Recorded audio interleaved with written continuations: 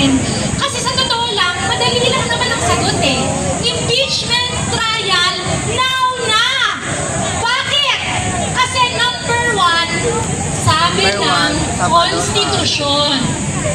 Ang konstitusyon ba optional? Hindi, di ba? Dapat ang konstitusyon sinusunod. Pangalawa, kasi sabi ng taong bayan. Sige nga, nasa na ang taong bayan? Andito, nasa labas ng Senado, sinasabi, mga senador, tara na. Sara Duterte, ibisi na. At syempre, Papa Ben, kumain doon. yung Oh, Black and PH. Sinama nga ako. Sabi ko dito lang. tayo pong taong Hello, ayan. Tayo pong tayong bayan, pinagnakawan at pinagbibenta pa sa ibang bansa. Papayag ba tayo na magkaroon na naman ng maraming Mary Grace Piatos? Ang bulong sa akin kanina nung kasama ko, yung Piatos daw cheese flavor.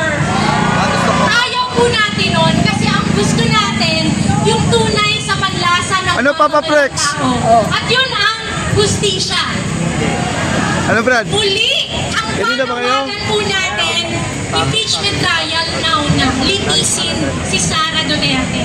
Meron din po tayong special message sa isa pang classmate na Senator Cheese. May mensahe po tayo kay Sen. Francis Tolentino. Sabi niya, bilisan na daw, fast track, 19 days tapusin yung impeachment trial kasi patapos na daw yung 19th Congress. Kanina Sorry pa kami, po, umaga. Senator Tolentino. Nag-chat ako sa GC. Baka po kayo, hindi kayo makakawin sa 20th Congress, pero sisiguraduhin natin ang impeachment trial, tatawid sa 20th Congress! Tama.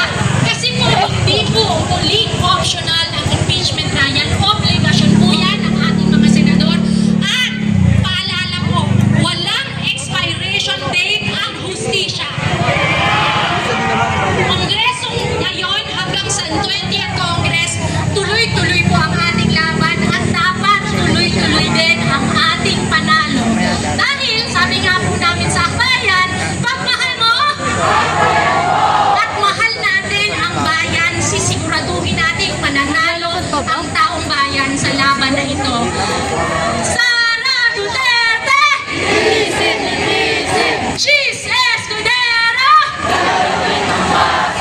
Konstitusyon ipatupad! Maraming salamat po, mabuhay, Tindig Pilipinas, Akbayan at iba pang mga grupong nandito. Maraming salamat! At tatawagin na natin ang magsasara ng ating programa. At bago kayo paspasan ng holy water ni Father Flavie, lahat ay inaanyayahang gumitna para sa pagsasara ng ating programa. Tinatawagan ko na ang kongresista, party list representative ng mamamayang liberal, isa sa simbolismo ng mga kababaihang matapang, hindi pasisihin, higit sa lahat sa araw na ito, malaya, kasama, Laila de Lima. Okay, tapos so inaasahan ko na lahat po iba na nasa ilalim ng puno na nagtapunan sa gitna para po sa huling speaker natin.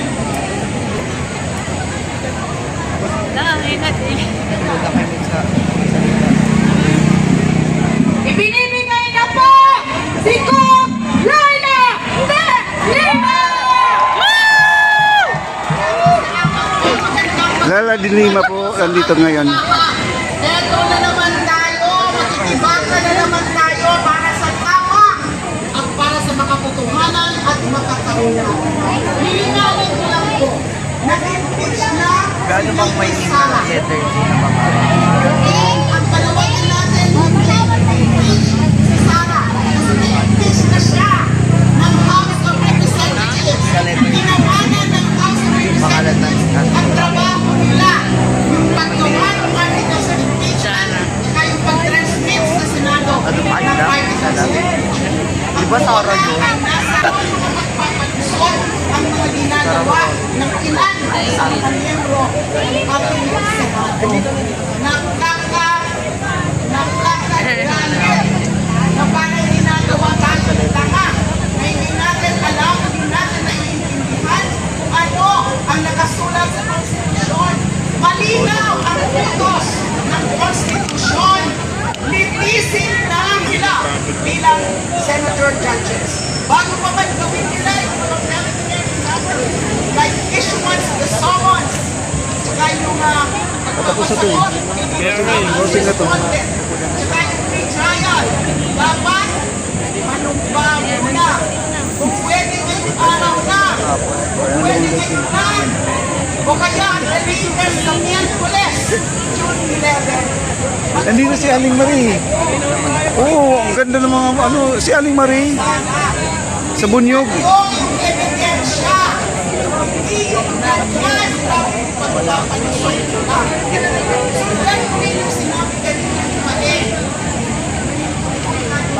Mahina lang yung boses niya, no? Ni Madam. Sa God, sa Luneta. Ha? Hindi, yung araw ng ano.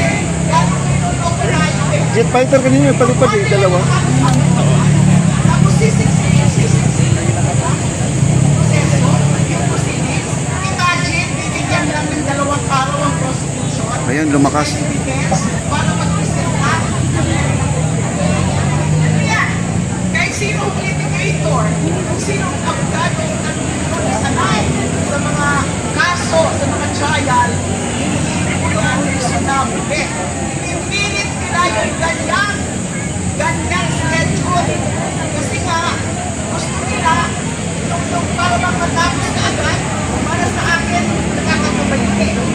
Kasi imagine 2 days lang, ito sinasabi pa, dapat daw 2 lang na article sa impeachment ang gawing subject ng trial, pinilintakan yung ating constitution.